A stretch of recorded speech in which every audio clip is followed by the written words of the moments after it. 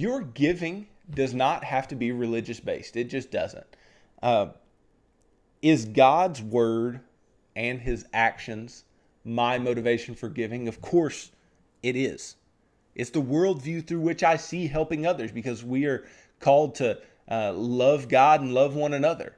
And so I try to live that out in my life. I believe that is a motivation for being generous. And many of you will be the same way. Many of you will look at your own life and what you believe, and you believe the same thing. And we're eye to eye here, but not everybody does, and that is okay. That is fine. If you don't look at it this way, that doesn't mean you shouldn't be generous, but you may look towards some other reasons that I laid out above, like the fulfillment, or the fact that you can make a difference, or the fact that you can help others, or the fact that you can give at all because you do have abundance relative to those around you. And Christians do tend to be quite generous, but that doesn't mean that those who are not believers are not generous. They simply just have a different worldview of what's going on. They have a different view of how they can make a difference. They have a different view of where their money should go and why it should go to those places. And that's, even though we don't have the same beliefs, then we can still band together to make differences in the world that are for the good. And I just want to make this clear. If you are not a believer, if you are not a Christian, I don't think that you lack empathy or sympathy for others. There are plenty of people who do not have a background of believing in something greater than themselves, who do very well to care for others, do very well to be generous, do very well to love on others. And so I don't want to say that that's the case. Most of you, also want what's best for humanity. And I do too. And we all want everybody to be safe and healthy. Those are things that we can hang our hats on. And you very surely can be an optimist that thinks the world can be made better.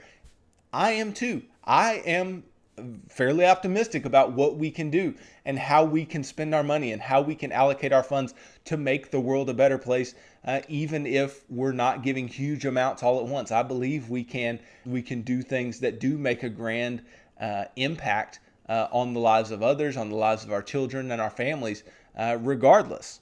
You have different viewpoints than I do, maybe, but how does that change the fact that we could work together to do good for the common individuals? Quite obviously, you won't be giving to religious organizations, but you can be giving to things that do good for individuals in your local community, that do good for people that you go to work with or go to school with or whatever it may be. There are several ways in which you can do this, and we'll talk about some of them towards the end of this episode. But I just want you to understand that it is 100% possible, and it's 100% within your reach to be giving, regardless of what your belief system is. And let's not get it twisted. Just because you give for a religious reason doesn't mean that it is the right reason to give. So, for instance, a lot of giving in a religious context can be extremely legalistic. It can be based on the Old Testament law of tithing and things like that, and we aren't giving cheerfully, and we aren't giving the things that are really, we're giving out of abundance, just like the individuals in the story of the widow.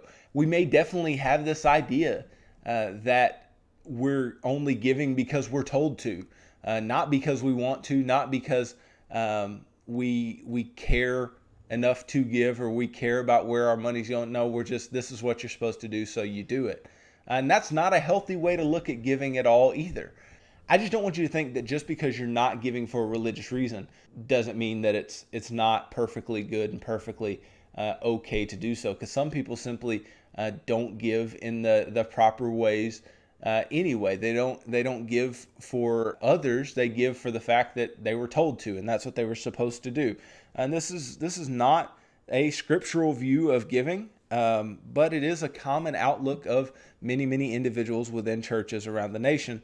Obviously, their money does good, but that money is looked at more as an idol, as an idol of good works, right? They're thinking that they can earn their way to some kind of salvation, or earn their way through some type of, this is what I'm supposed to do, so I'm just going to do it and move on type of thing. It's checking the boxes. Well, that's not what we're called to do. We're not called to check boxes. And so if you're an individual that doesn't believe what I believe, just know that there are individuals who claim to believe what I believe who still aren't doing this in a way that I believe it should be done. But you know what? That's okay, because our money can still be used for the good. Our money can still change our hearts. We can be transformed in the way that we use our money, and our view of our personal finances can become healthier regardless.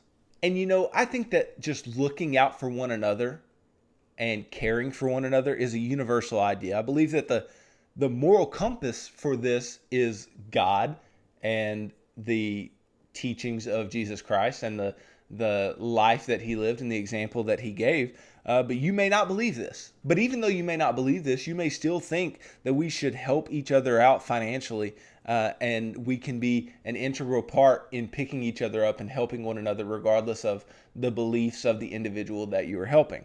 And we tend to want what's best for the common good, which can be attained best by the free giving of those who are generous.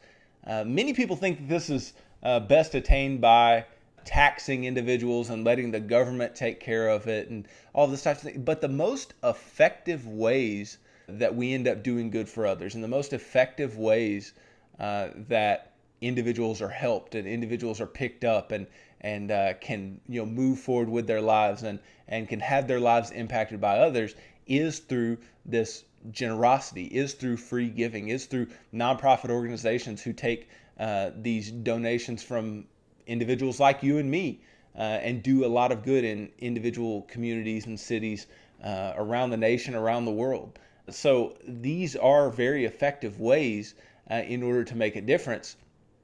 And I think we can all get on board with the fact that if we're all in for the common good, for the universal good, then we can get behind some of these things and really move the needle and push forward and make a difference.